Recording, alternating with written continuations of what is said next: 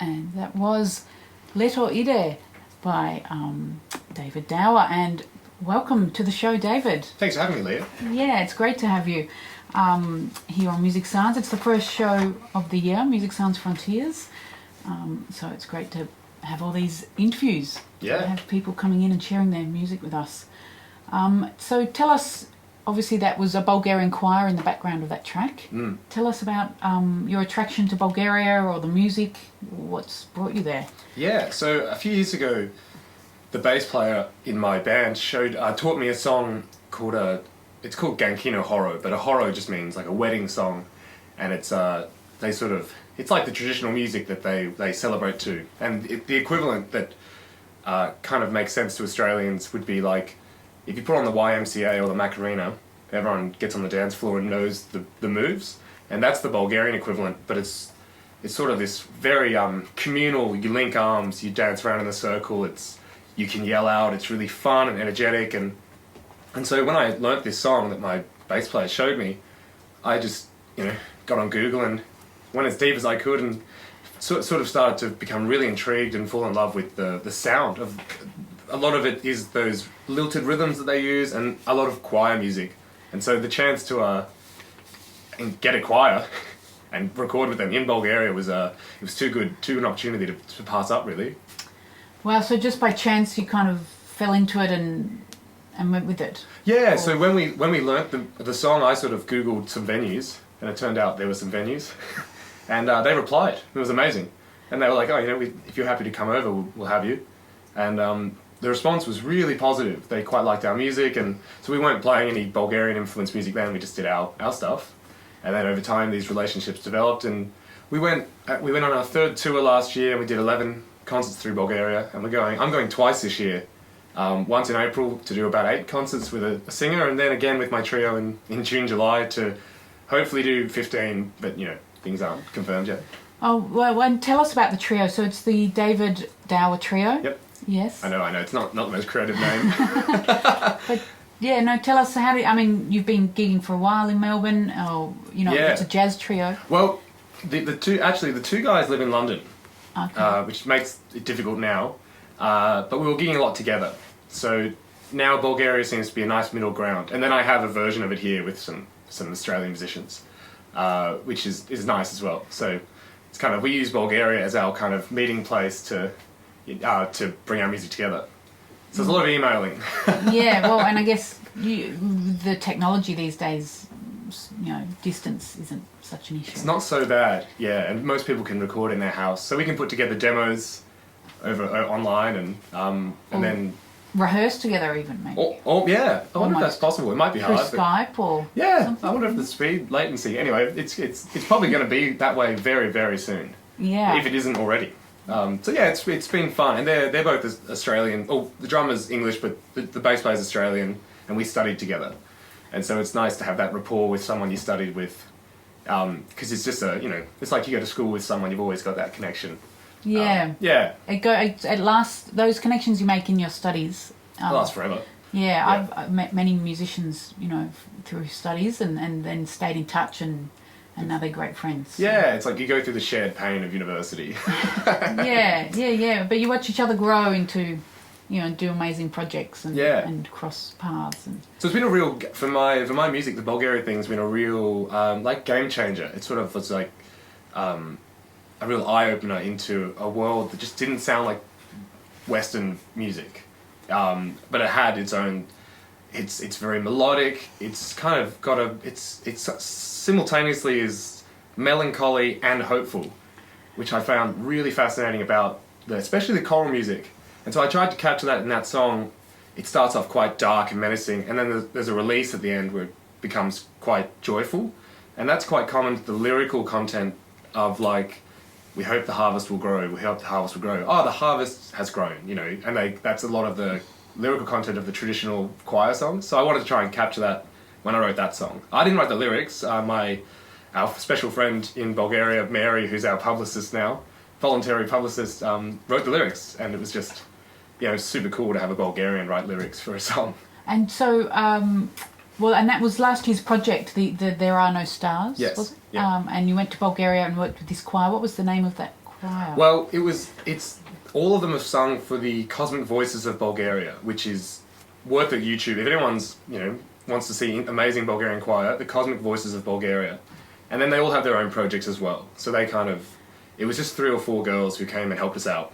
Because, I don't have that much money to get a full choir in there and pay everyone.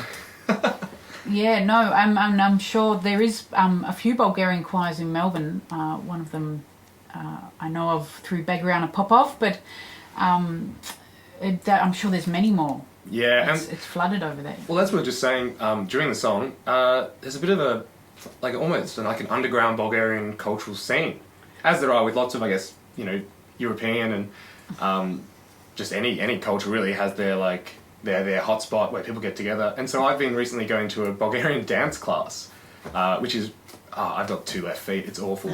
But they're the loveliest people, and they really helped me, they encouraged me along to try and give it a go, and they've invited me to, they're planning to choreograph that song as well, and do a dance routine to it, and they've encouraged me to compose more in that style and bring it to them to do some more choreographing. So it's that's been quite a fun discovery that there's a Bulgarian dance troupe in my home city, Well, and they're wanting to collaborate, that's beautiful collaboration there. And it's, I have to apologise to them for just slowing down the dance, I'm just awful at it.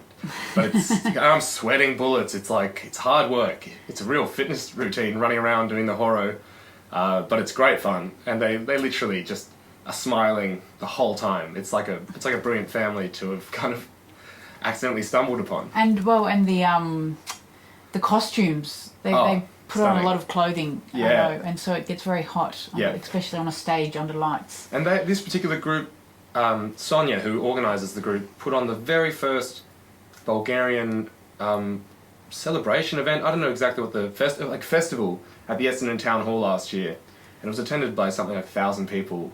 Oh wow! And they had people from Sydney, Bulgarian dance groups from Sydney and Adelaide, come down. So they're really, doing great things to celebrate this culture in probably what is one of the furthest away countries from Bulgaria, But I'm sure, I'm sure a lot of migrants came out, so we'd be well established in Melbourne with Bulgarians. Yeah, probably. Absolutely. It seems to be we've got people from everywhere, don't we, here? So There Are No Stars, that's the song we just played, and that was last year's sort of project. Yes. Is that being toured? Did you do a few shows in Melbourne with that, or? Not yet, because the last few months have been, getting the tracks together. Yep. But that will be the plan, to try and... actually, the longer-term plan is to bring out possibly one of the singers, or possibly the guy who... There's a kaval on the album. The kaval is like a Bulgarian traditional flute recorder kind of crossover, and it's a stunning instrument. And my intention is to try and get him out here to do some workshops at schools and some performances, because I think that would be really special to share what I've been seeing there. Which, the kaval in Bulgaria is quite common.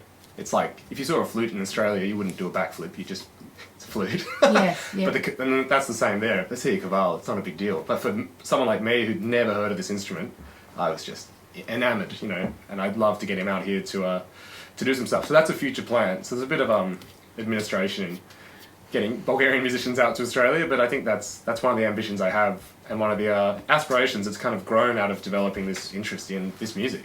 Yeah, no, I mean, it'd be great to stay in touch about that concert and hear more. So, hopefully you do get him out and you do your tour, because I'm sure Melbourne will soak up this music. They love that stuff, and especially the cross-pollination. You've put the jazz with the world, So with that last track, there was, we had like a distorted fuzz electric bass and quite rocky drums, which wouldn't normally be in the Bulgarian choir setup. That's more my influence of, alternative rock. But it really works. It's quite cool. Yeah. It's kind of really different. Adds something. That's kind of the fun of, I guess that's the fun of any art, is just throwing things together and, taking what you're into and taking something you've just learnt about and seeing if it pays off. Yeah, well, no, congrats to doing that. And so you've got this next project, sounds like you don't, no rest for the wicked. Yeah. Well, the next project is I'm going on a duo tour with a Bulgarian singer. And we're going to do about 8 shows in April in Bulgaria. And so we just had a meeting last night, so we're going to actually she's really keen to do Australian songs, and I'm really keen to do Bulgarian songs. So that's the show. Is it half Bulgarian songs and half sort of like reworked Australian songs? Because a lot of our traditional music, I guess we wouldn't say that term, would we? Like in the Click Go the Shears and stuff, can sound a bit nursery rhymey, but there are some beautiful songs, you know. And if you kind of even like looking towards like Aboriginal repertoire and just seeing what we can unearth in the Australian sound and bring to like a duet kind of thing. So it's a bit of research on my end, but I'm pretty excited to try and see what I can uncover and bring to Bulgaria from here. And that'll be new material. Yeah. You two are putting together. Yeah. So that's going to be in April, and then the trio will return, excuse me, in June, July to do another tour and another album. So, and I hope to do more choir stuff, more, because this was kind of our sample to see if it worked and see if we could get some, see if they enjoyed doing it. And the response from the artists was really encouraging. They were really excited to sort of collaborate with an Australian. So the idea of the next album would be to expand that even further. Yeah, or maybe connect in with this Bulgarian choir.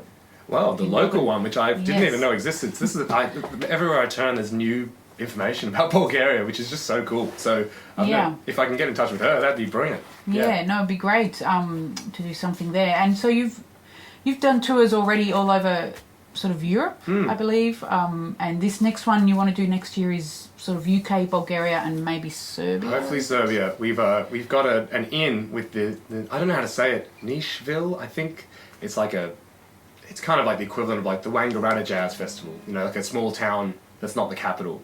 And they're slightly intrigued to have us, but no confirmation yet. So we're just in communication. Because it would be cool to kind of discover a new Eastern European country with a totally unique culture to Bulgaria, even though they're neighbours.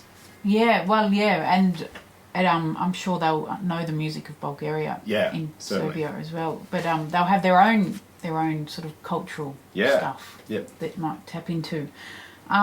Should we go to a track off your album? The title track might be a nice one because it has the kaval, which is that flute recorder instrument I mentioned. So that's called There Are No Stars. And so it's just a song I wrote kind of in the vein of Elliott Smith, but without lyrics. Elliott Smith, the singer-songwriter.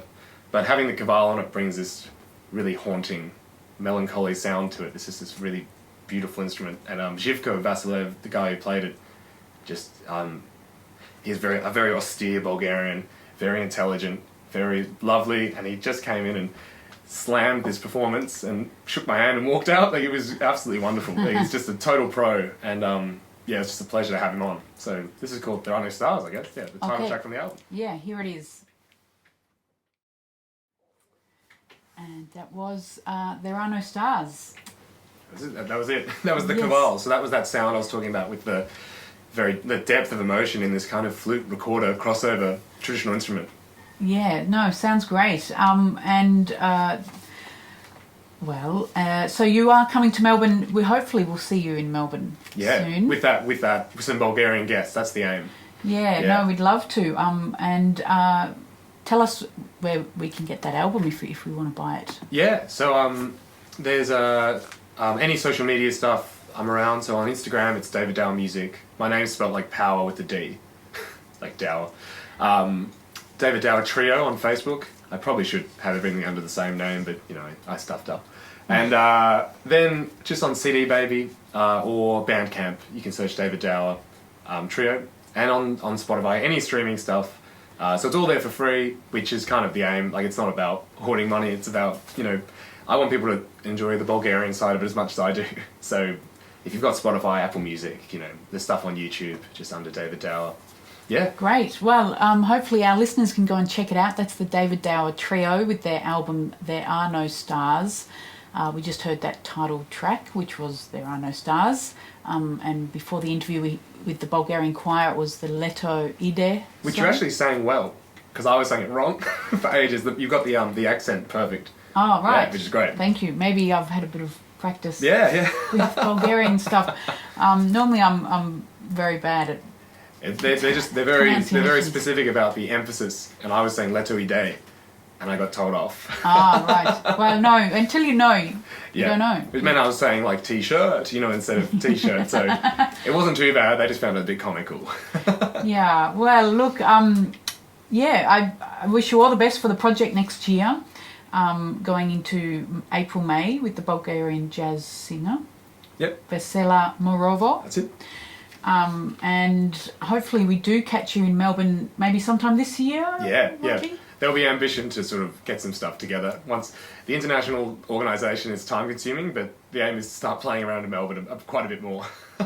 Yeah, great. Well, it's lovely to meet you, and thanks for coming on the show. Thank you very much for having me. David. Yeah, and we'll catch you next time. Cheers. Thank you. Thank you.